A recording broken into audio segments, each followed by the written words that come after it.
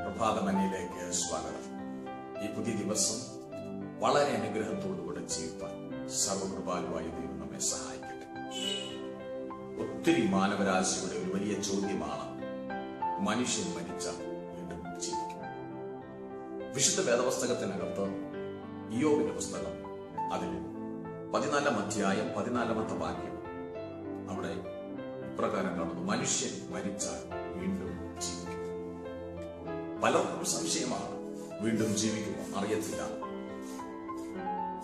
എന്നാൽ ശാസ്ത്രലോകം പോലും മനുഷ്യന്റെ മരണം കൊണ്ട് ഇന്ന് മനുഷ്യൻ അവസാനിക്കുന്നില്ല എന്ന് കണ്ടുപിടിച്ചതായി വാർത്താ മാധ്യമങ്ങളിലൂടെയെല്ലാം നമുക്ക് കാണുവാനും കേൾക്കുവാനും കഴിയും.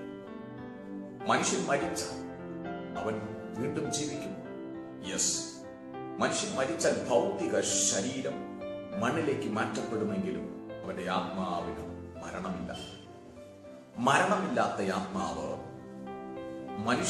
സകല മനുഷ്യരും പാപികളായതുകൊണ്ട് പാപത്തിന്റെ ശമ്പളമെന്ന മരണം പിന്നെയും നിത്യനരകമായി അനുഭവിക്കേണ്ടുന്ന ഒരു യാത്രയിലേക്കാണ് മാനവരാശി പോയിക്കൊണ്ടിരിക്കുന്നത്. ആകയാൽ വിശുദ്ധ വേദപുസ്തകം ബൈബിളിനകത്ത് പാപത്തിന്റെ ശമ്പളമാകുന്ന മരണം കർത്താവായ യേശുക്രിസ്തു ഏറ്റെടുത്തതിനാൽ അവനിൽ വിശ്വസിക്കുന്നവന് നിത്യജീവനുണ്ട്, സ്വർഗരാജ്യം അവനുള്ളതാണെന്ന് വിശുദ്ധ വേദപുസ്തകം പറയുകയാണ്. ആകയാൽ ദൈവത്തിന്റെ വചനം പറയും, യോഹന്നാന്റെ സുവിശേഷം 3:14, തന്റെ ഏകജാതനായ പുത്രനിൽ വിശ്വസിക്കുന്നവനും നശിച്ചു പോകാതെ നിത്യജീവൻ പ്രാപിക്കേണ്ടതിന് അവന് നൽകുവാൻ തക്കവണ്ണം ദൈവം ഈ ലോകത്തെ സ്നേഹിച്ചു. യോഹന്നാന്റെ സുവിശേഷം വീണ്ടും പറയുന്ന, അവനെ കൈക്കൊണ്ട് അവന്റെ നാമത്തിൽ വിശ്വസിക്കുന്ന ഏവർക്കും ദൈവമക്കളായി തീരുവാൻ അവൻ അധികാരം. അഥവാ യേശുക്രിസ്തുവിൽ വിശ്വസിക്കുന്ന നിമിത്തം അവൻ രക്ഷിക്കപ്പെടുന്നു. രക്ഷ ആത്മാവിന്റെ രക്ഷയാണ്. എന്നാൽ ഭൗതിക ശരീരത്തിനും ഒരു വീണ്ടെടുപ്പുണ്ട്. യേശുവിൽ വിശ്വസിച്ചിരിക്കുന്ന ദൈവത്തിന്റെ മക്കളാണെങ്കിൽ യേശുക്രിസ്തു തന്റെ സഭയാകുന്ന മണവാട്ടിയെ ചേർക്കുവാൻ വാനമേഘത്തിൽ പ്രത്യക്ഷനാകുമ്പോൾ ജീവനോടിരിക്കുന്ന ഭൗതിക ശരീരത്തിലുള്ള ദൈവമക്കൾക്ക് ശരീരത്തിൽ ഒരു രൂപാന്തരമുണ്ടാകും. മരിച്ചവരാണെങ്കിൽ ക്രിസ്തുവിൽ മരിച്ചവർ മുൻപേ ഉയർത്തെഴുന്നേൽക്കുകയും ചെയ്യും.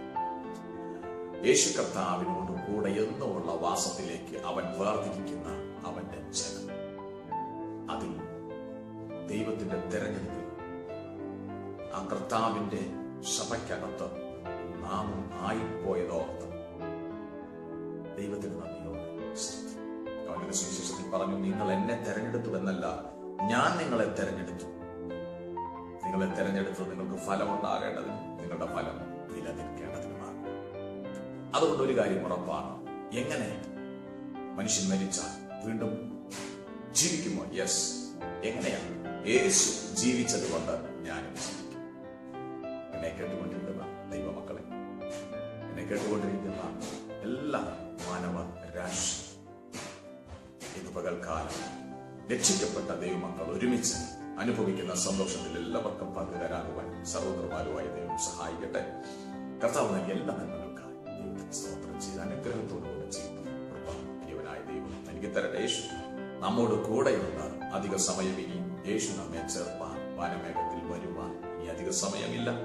അതിനാൽ ദൈവം വാഗ്ദാനിച്ച അവന്റെ പ്രവർത്തികൾക്കായി നന്ദിയോടെ സ്തോത്രം ചെയ്യും. ജീവിതം ഒരു അനുഗ്രഹമായി തീരുവാൻ ദൈവകൃപ ചെയ്യട്ടെ. യേശു നമ്മോട് കൂടെയുണ്ട്. God bless.